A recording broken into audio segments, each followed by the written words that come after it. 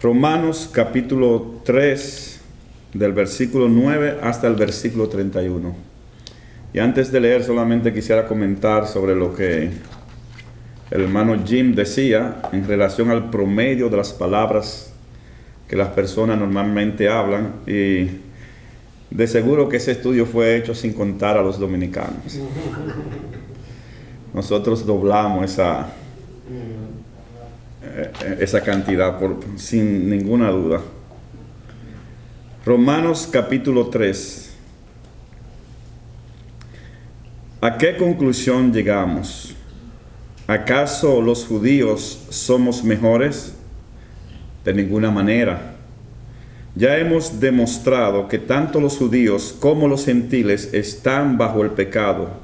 Así está escrito: no hay un solo justo, ni siquiera uno. No hay nadie que entienda, nadie que busque a Dios. Todos se han descarriado, a una se han corrompido. No hay nadie que haga lo bueno, no hay uno solo. Su garganta es un sepulcro abierto, con su lengua profieren engaños. Veneno de víbora hay en sus labios. Llena está su boca de maldiciones y de amargura. Veloces son sus pies para ir a derramar sangre. Dejan ruina y miseria en sus caminos y no conocen la senda de paz. No hay temor de Dios delante de sus ojos. Ahora bien, sabemos que todo lo que dice la ley lo dice a quienes están sujetos a ella, para que todo el mundo se calle la boca y quede convicto delante de Dios. Por tanto, nadie será justificado en presencia de Dios por hacer las obras que exige la ley. Más bien, mediante la ley, cobramos conciencia del pecado.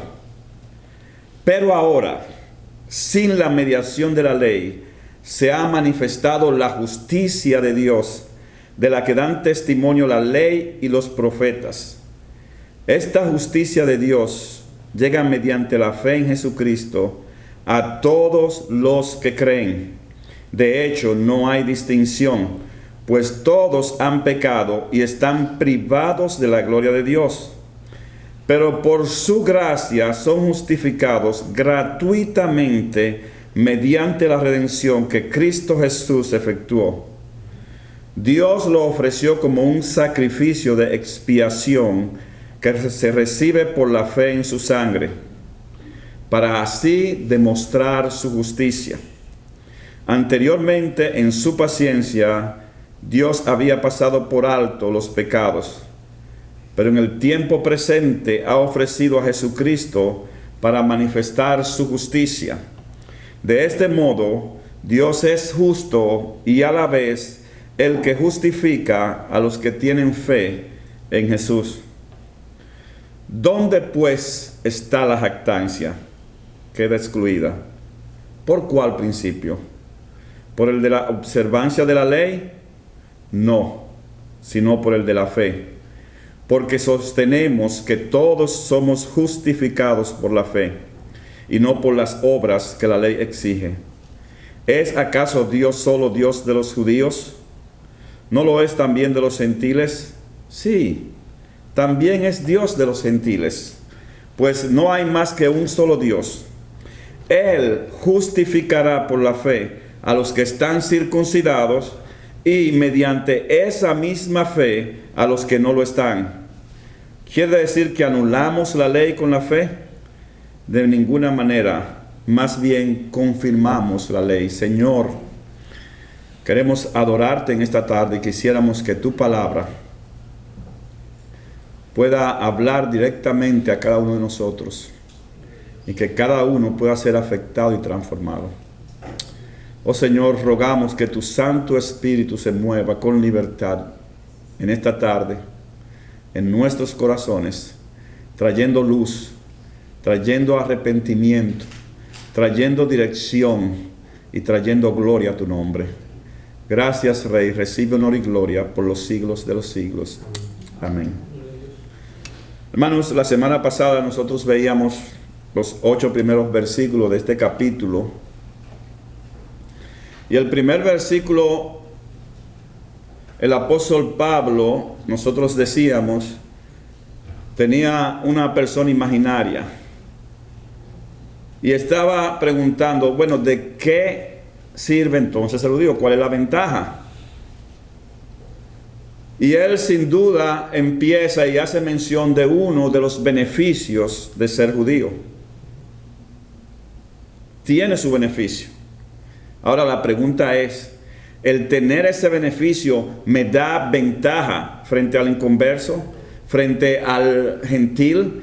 Y es lo que el apóstol Pablo llega aquí y dice, ¿qué concluiremos? ¿Que hay alguna ventaja por ese beneficio? Él dice, no, de ninguna manera. Hermano, es cierto, hay muchos escritores que piensan que el apóstol Pablo cuando dice que si somos mejores que ellos, que la NBI traduce los judíos, es cierto que algunos piensan que el apóstol Pablo no está haciendo referencia ahí a los judíos, sino a los cristianos. Cuando el apóstol Pablo dice, ¿a qué conclusión llegamos? ¿Acaso los judíos somos mejores? La palabra judíos no aparece. Y algunos piensan que Pablo no está hablando a los judíos por una razón. Ellas dan varias, pero yo pienso que hay una sola razón que pudiera ser de peso. Y es que en ninguna otra parte de la carta a los romanos, el apóstol Pablo, cuando habla de los judíos, se incluye. En ninguna otra parte de la carta a los romanos. Siempre que él habla a los romanos, mencionando a los judíos, él no se menciona. A excepción cuando él dice, yo también soy judío. Que está hablando de él personalmente. Pero lo cierto es que en ninguna parte de la carta el apóstol Pablo se incluye cuando habla de los judíos. Sin embargo, aquí parecería entonces, si está hablando de los judíos, incluirse cuando dice somos mejores. Pero la verdad es que siguiendo la idea de todo lo que el apóstol Pablo está hablando, yo no puedo pensar en otra cosa que no sea los judíos. Cuando Pablo dice, ¿a qué conclusión vamos a llegar? ¿Hay alguna ventaja en ser judío? ¿Tiene alguna ventaja? Sí. ¿Pero tiene ventaja en frente al juicio? No. No hay ninguna ventaja y él da la razón. Porque ya hemos demostrado que tanto los judíos como los gentiles están bajo el pecado. Y aquí el apóstol Pablo entonces pasa a citar las Escrituras. Y si nosotros leemos, él empieza y dice, no hay un solo justo, ni siquiera uno. Y empieza a mencionar las Escrituras. Cuando nosotros leemos el pasaje, podemos tener la impresión de que el apóstol Pablo está citando un libro del Antiguo Testamento donde todas estas cosas están dichas así en el orden que él la dice. Pero la verdad es que no es así. Él está citando varios libros. Él cita el libro de los Salmos, él cita el libro de Isaías y hace posiblemente una alusión también al libro de Proverbios. Así que cuando él habla de la ley, él no está hablando específicamente de los 5 primeros libros, sino que él está hablando de todo el Antiguo Testamento. Todo el Antiguo Testamento, considerado como la ley, revela que no hay ni siquiera una sola persona buena en este planeta Tierra. No hay uno. No hay quien entienda, nadie que busque a Dios. Todos se han descarriado, a una se han corrompido. No hay nadie que haga lo bueno, no hay uno solo. Ese es el testimonio de las Escrituras. No hay una sola persona buena. Yo sé que muchos de nosotros nos consideramos buenos. Muchos de nosotros nos consideramos mejores que otros. Por lo menos no nos hemos corrompido a tal grado. Por lo menos no nos hemos degradado a ese nivel. Pero ¿sabes qué? Delante de Dios no hay uno solo bueno. Y el apóstol, en esta cita que él hace, no sé si intencional, pero me parece verlo así, él termina con la expresión: no hay temor de Dios delante de sus ojos. Y yo creo que esto es un resumen, o esta es la razón por la cual él ha dicho lo que ha dicho. ¿Por qué no hay senda de paz? ¿Por qué hay miseria en sus caminos? ¿Por qué sus pasos son veloces para derramar sangre? ¿Por qué su boca está llena de maldición y de amargura? ¿Por qué hay venenos de víbora en sus labios? ¿Por qué su lengua profiere engaño? ¿Por qué su garganta es un sepulcro abierto? ¿Por qué no hay uno solo que busque a Dios? La razón es porque no hay temor de Dios delante de sus ojos. No hay temor. La sociedad en la que Pablo vivía era una sociedad que no tenía temor delante de Dios. La sociedad a la cual, y esta es la sociedad judía, el pueblo judío, a la cual se le escribe la ley, era una sociedad que no tenía temor de Dios. El temor de Dios va a traer como consecuencia temor a su palabra y va a traer cambio en el corazón de las personas. En el libro de Éxodo, capítulo 9, versículo 20, nosotros encontramos un ejemplo. Como ustedes recordarán, allí está ocurriendo las plagas que Dios envía al pueblo de Egipto a través de Moisés. Y Moisés le comunica a Faraón cuál va a ser la siguiente plaga, una tras otras. Él le va diciendo cuál va a ser la plaga. En el versículo 20 del capítulo 9 nosotros leemos en relación a una plaga específica: algunos funcionarios del Faraón temieron la palabra del Señor y se apresuraron a poner bajo techo a sus esclavos y ganados. Temieron la palabra de Dios. Y el resultado fue que sus esclavos y sus ganados quedaron con vida, porque ellos escucharon la palabra de Dios y temieron a Dios y a su palabra. Cuando hay temor de Dios, cuando la sociedad teme a Dios, la sociedad va a agradar a Dios. Salomón fue uno de los reyes del pueblo de Israel, el tercero para ser específico, y el último del Reino Unido, antes de que se dividiera. Y Salomón escribió varios libros. Uno de los libros que él escribió es el libro de Eclesiastés. Y allí él habla de todo, él contempla la vida y habla de todo, ve a través de su experiencia, y él evalúa, hace una evaluación en ese libro de todo lo que es la vida. Todo lo que es la vida. El libro de Eclesiastés evalúa. En su capítulo 12, el versículo 13 y 14, él llega a esta conclusión. Dice, aquí culmina el relato. Él está hablando. Mi conclusión final es la siguiente. O sea, a la que yo he llegado después de haber observado, después de haber dedicado tiempo a mirar.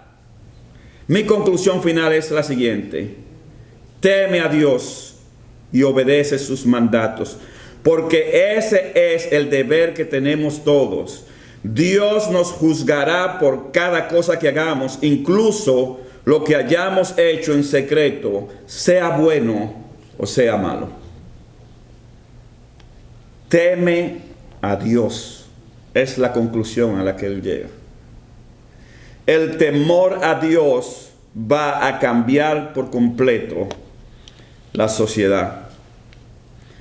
En la segunda carta del apóstol Pablo a los Corintios, y aquellos que estamos meditando en esa carta habrán pasado probablemente por este texto, en el capítulo 7, versículo 1, Pablo dice: así que, amados, teniendo estas promesas, limpiémonos de toda contaminación de carne y de espíritu, perfeccionando la santidad en el temor de Dios. Para nosotros poder vivir vidas santas, necesitamos el temor de Dios. Perfeccionemos la santidad, dice el apóstol, temiéndole a Dios. Desarrollando el temor a Dios. Y la palabra que se utiliza para temor tenía varios usos en el tiempo del apóstol Pablo. Uno de los usos era, como nosotros podemos pensar, era la de cobardía. Una persona que salía corriendo por temor a lo que fuera, a lo que le podía pasar. Pero hay una palabra, hay un significado también que se usaba, y voy a citar como William Barclay lo describe o lo define. Denota la profunda sensación de respeto que un hombre experimenta en presencia de alguien que es infinitamente superior a él. Así que esta palabra era utilizada también para los gobernantes, pero también para los dioses. Profunda sensación de respeto que un hombre experimenta en presencia de alguien que es infinitamente superior a él. O sea, cuando tú estás en presencia de alguien que es superior a ti, dice, se desarrolla esto que se describe como temor. Y eso es lo que el apóstol Pablo está diciendo. Ese temor no existe en la sociedad. Ese temor a Dios. Por eso es que no hay nadie bueno. No hay quien haga lo bueno. No hay ni siquiera uno. Nadie quiere temer a Dios. Nadie quiere buscar a Dios. Nadie quiere obedecer a Dios. La sociedad quiere vivir como ellos quieren, haciendo lo que ellos quieren, lo que les place. Y no toman en cuenta la palabra de Dios. Hermanos, honestamente yo no sé cómo podría vivir sin la perspectiva de que hay un Dios. Yo no veo razón para ser un buen ciudadano si Dios no existe. Yo no la veo. Porque si somos simple materia y no tenemos que rendir cuenta a nadie, ¿cuál es el uso de ser bueno? Si somos simple y llanamente materia, donde el más fuerte debe sobrevivir aniquilando o eliminando al más débil, yo no veo razón entonces. Y eso precisamente es lo que la sociedad ha ido desarrollando. Eso precisamente lo que la sociedad ha enseñado a nuestros hijos. Eso es lo que la sociedad enseña a los jóvenes. A que no haya temor de Dios delante de sus ojos. A que vivan para hacer lo que la carne le pide, sin tener en cuenta que un día ellos van a tener que presentarse delante de Dios. Y que Dios los va a juzgar por lo que han hecho, sea bueno o sea malo. Así que la sociedad que el apóstol está describiendo aquí no tenía temor de Dios. Y él añade al final de la lectura, y lo voy a leer nuevamente el texto, dice: ahora bien, sabemos versículo 19, que todo lo que dice la ley lo dice a quienes están sujetos a ella, para que todo el mundo se calle la boca y quede convicto delante de Dios. O sea, Pablo dice, es a los judíos que se le está escribiendo esto. Ustedes que se creen superiores porque recibieron la ley, ustedes que se creen superiores porque Dios los eligió para tener a través de ustedes un canal para traer su palabra, es a ustedes que se le está diciendo esto. De manera que no hay un justo. Nadie. Hermano, lamentablemente muchas veces la iglesia cree que es superior a las personas del mundo. Muchas veces nosotros hacemos juicios. Y Santiago en su epístola, en su carta, él habla de eso. Él dice, llega una persona muy bien vestida, perfumada, en un carro como el que tiene Rafaelito, y viene y se siente y le decimos, ven, pasa para acá. Pasa para acá, ven, vamos a sentarte aquí. Pero llega otra persona, como Juan, caminando con su batoncito, quizá con el pelo largo, con mucho tatuaje, con olor a cigarrillo o a otra cosa, y nosotros menospreciamos a esa persona. Pero ¿sabe qué? Todos somos iguales. No hay diferencia delante de Dios. Y Pablo termina diciendo que la ley lo único que hace es revelar el pecado. O sea, la ley lo único que hace es decirte a ti, tú estás sentenciado a muerte. Eso es lo que hace la ley. Hasta ahí llega la ley. Declara lo malvado que tú y yo somos. Y ahí es donde entra el versículo 21. Y el apóstol lo dice, pero ahora, sin la mediación de la ley, se ha manifestado la justicia de Dios, de la que dan testimonio la ley y los profetas. Pero ahora hay una forma en la que tú y yo podemos desarrollar temor para Dios. Ahora hay una forma en la que tú y yo podemos escapar de esa condenación y de ese poder que el pecado tiene sobre ti y sobre mí. La justicia de Dios, de la cual dan testimonio la ley y los profetas. Y tres cosas se dice en relación a esta justicia. En primer lugar, el apóstol Pablo deja bien en claro que esa justicia es mediante la fe en Cristo solamente. No hay otra forma. Dice, pero ahora sin la mediación de la ley se ha manifestado la justicia de Dios, de la que dan testimonio la ley y los profetas. Esta justicia de Dios llega mediante la fe en Jesucristo a los que creen. Es mediante Jesucristo. Por eso es que el apóstol Pedro dice en los Hechos, en ningún otro hay salvación, porque no hay otro nombre bajo el cielo dado a los hombres en el cual nosotros podamos ser salvos. Solamente mediante Cristo tú y yo podemos ser reconciliados con Dios. Solamente por medio de Cristo tú y yo podemos gozar de una relación con Dios. Solamente por medio de Cristo tú y yo podemos desarrollar el temor a Dios, que es necesario para poder vivir una vida que agrade a Dios. Así que la justicia es mediante la fe en Cristo. Pero esa justicia es aplicable solamente a los que creen. Esta justicia de Dios llega mediante la fe en Jesucristo a todos los que creen. De hecho, no hay distinción, pues todos han pecado y están privados de la gloria de Dios.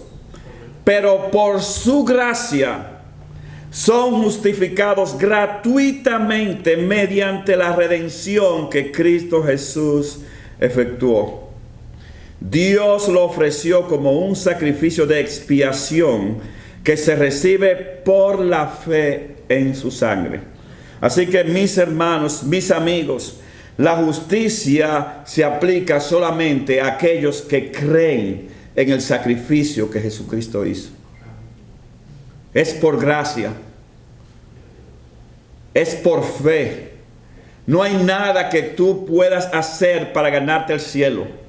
No hay nada que tú puedas hacer para ganarte el favor de Dios, porque siempre vas a quedar corto. Siempre. Hablaba donde trabajo, pasan muchos inmigrantes, y hablaba con una muchacha. Ella era, creo que de Italia, era de Europa, pero no recuerdo el país. Yo creo que ella era italiana. Pero ella era musulmana. Estaba casada con un árabe. Y nosotros empezábamos a conversar, a hablar acerca de... Y ella me decía y me hablaba de las cosas. Y yo, déjame hacerte una pregunta. Por lo que tú me dices, tú tienes que hacer cosas, pero tú no sabes al fin y al cabo si tú eres salva. Dice ella, no. Porque tú no sabes si tú le estás agradando hasta el nivel de... Me dice, no. Digo yo, ¿y cuál es el nivel? Y me dice ella, no, yo no sé. Digo yo, tú ves la diferencia entre tú y yo. Que yo soy salvo por fe en Cristo. Cristo pagó por mi pecado. Y ya no hay nada que yo tenga que hacer. Porque sabe que tú nunca vas a poder agradar a Dios. Y esa es la realidad, hermanos y amigos. No hay forma de que tú y yo podamos agradar a Dios bajo ninguna circunstancia. Él lo acaba de decir, no hay ni siquiera uno, porque no tenemos temor de Dios. Pero ahora, aparte de la ley, se ha manifestado la justicia de Dios. Y en Cristo Dios estaba reconciliando al mundo consigo mismo. El sacrificio que Cristo hizo en la cruz es suficiente para pagar por tus pecados y mis pecados. Pero ¿sabe qué? Tú debes creer en ese sacrificio. Tú debes aceptar ese sacrificio. Tú debes reconocer que ese sacrificio es el único que te puede poner delante de Dios como si tú nunca hubieses pecado. Por eso Pablo va a decir más adelante, Dios es el justo y el que justifica. Porque Cristo pagó con su muerte por tus pecados. Dice, Dios lo ofreció como un sacrificio de expiación que se recibe por la fe en su sangre, para así demostrar su justicia. Y ahí Dios es justo. ¿Sabe por qué? Porque la justicia que Dios te aplica a ti es gratis. Pero alguien pagó por ella. No es que Dios ha pasado por alto el pecado. Es que alguien ha pagado por ese pecado. Cristo quiso morir. Cristo quiso poner su vida para que tú y yo podamos ser salvos. Eso es glorioso. El simple hecho de yo pensar en eso debe llevarme a mí a postrarme delante de Dios y adorarlo. Cristo murió por mis pecados. ¿Sabe qué? Siendo aún enemigos de Dios, rechazando yo a Dios, no buscando a Dios, con todo Cristo quiso pagar por mis pecados. Hermano, yo no sé si mi memoria está buena. Yo recuerdo algo que estoy casi seguro que mi papá me contó hace muchos años, pero a mí se me quedó ahí en la mente. Yo recuerdo, él me contó, y de verdad no sé si estoy 100% seguro de que es así, pero lo que yo recuerdo es que él me dijo que una vez él manejaba lo que diríamos un taxi, no era un taxi, era un carro público allá en la República Dominicana, un concho, sí, pero hay muchas personas que quizás no van a saber ese término. Así que él manejaba carro público y él me contó que una vez una persona dejó una funda y esa funda tenía una cantidad grande de dinero. Y que no recuerdo si fue en el aeropuerto en donde él lo fue a dejar y él se devolvió a llevar la funda. Y cuando se devolvió, la persona dijo: ¿qué tú vienes a buscar? Ya yo no te pagué. Y que con todo él le dio el dinero. Si soy yo, digo: no, escúchame, nos vemos por ahí mismo.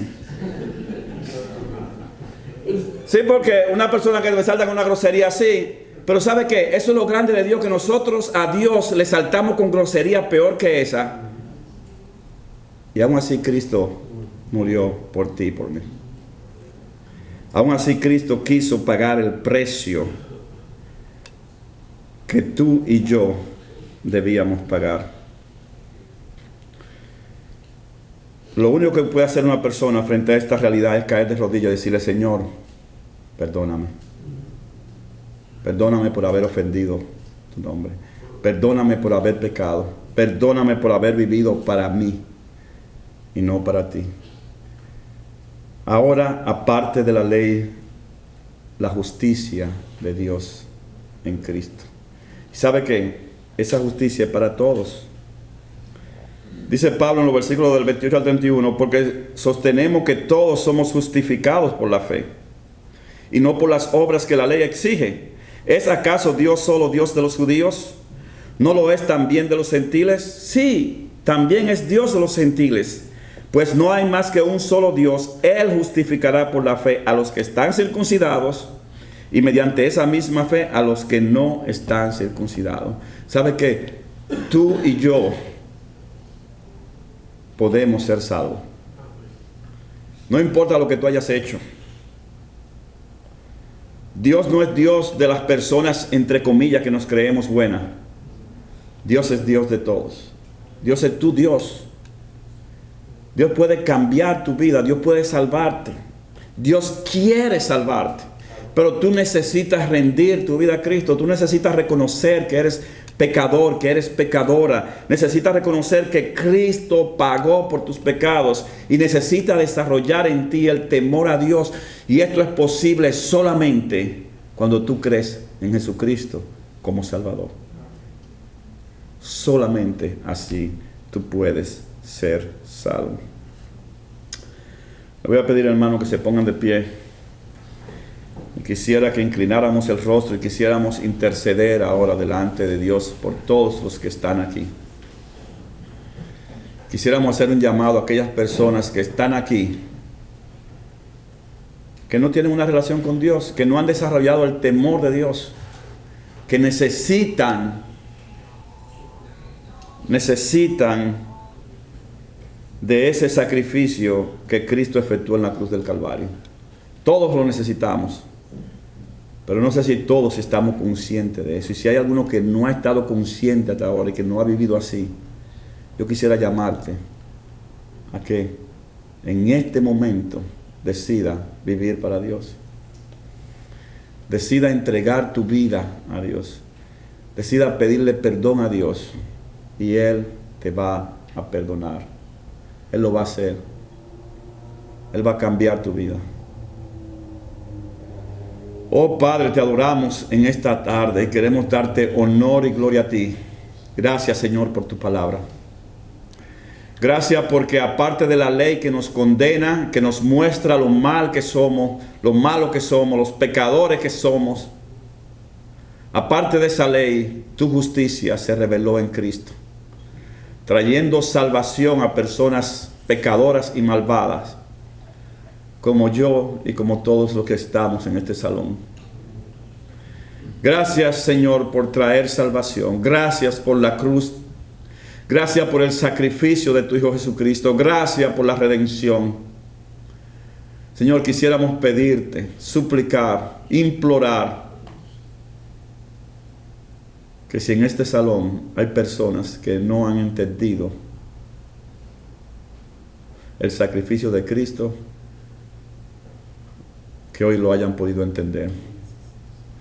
Oh Rey, que tu Santo Espíritu use tus palabras leídas aquí en Romanos, Señor, y traiga luz,